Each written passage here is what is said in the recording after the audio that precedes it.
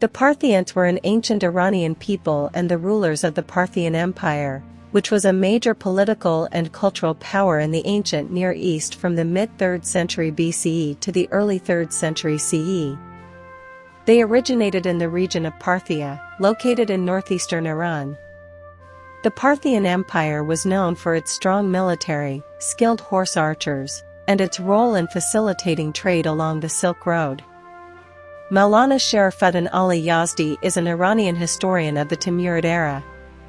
Sharafuddin Ali Yazdi wrote in his book Zafarnameh that Shah Mansur, Shah al-Muzaffar of the Arab dynasty, goes to Sistan to suppress one of the Afghan tribes, Pashtun, with an army of Khorasanians, Tajiks, to suppress the great Perni-Pernian Parthian tribe.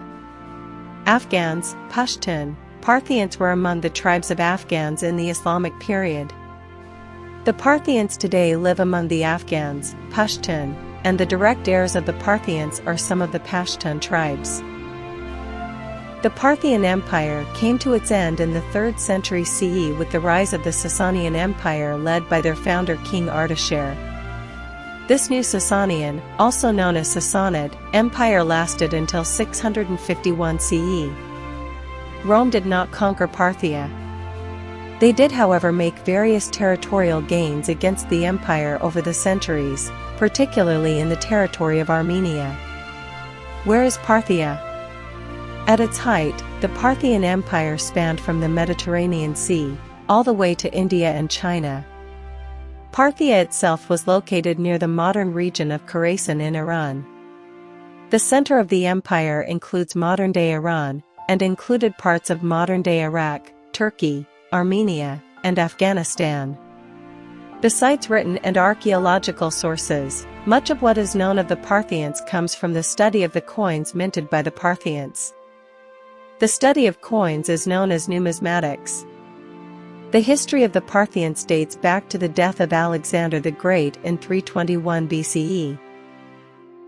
After his death, his generals split up his conquered territories.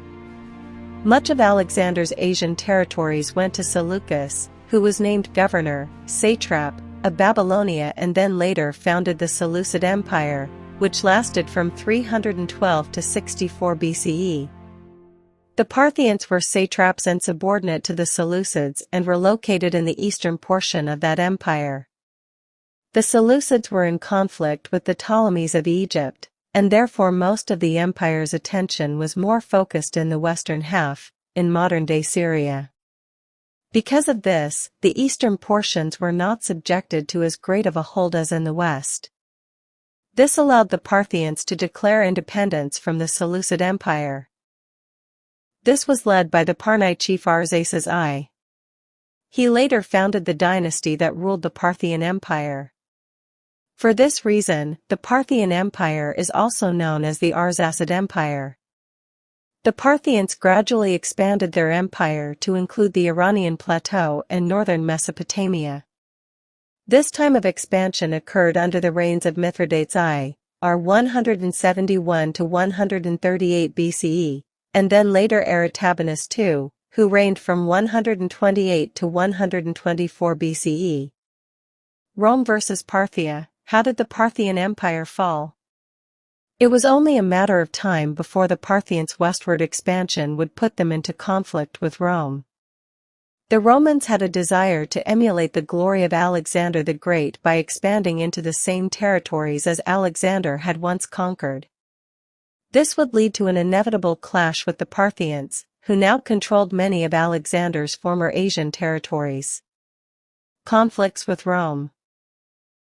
During the time of the First Roman Triumvirate, in which Rome was ruled by Julius Caesar, Pompey, and Marcus Licinius Crassus, Crassus led an invasion of Parthia in 54 BCE.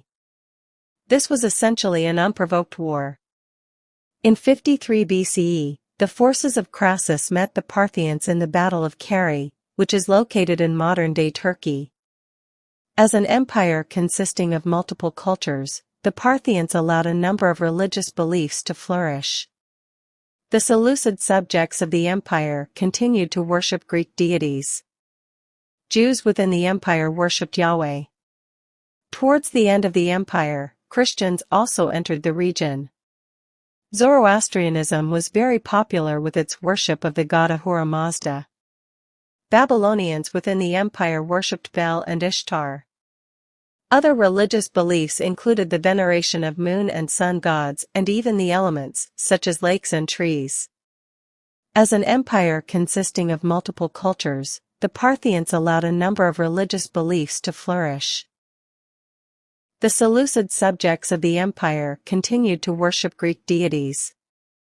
Jews within the empire worshipped Yahweh.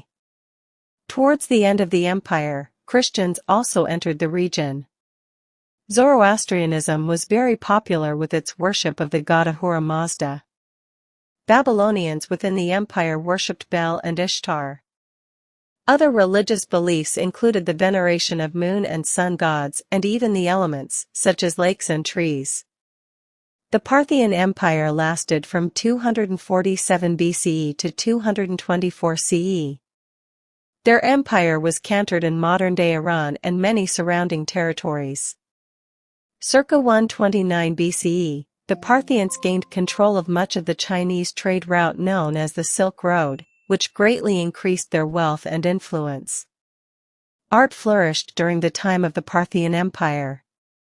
They are considered the first culture to make wool into thread and were known for their drinking horns, which are called rhytons.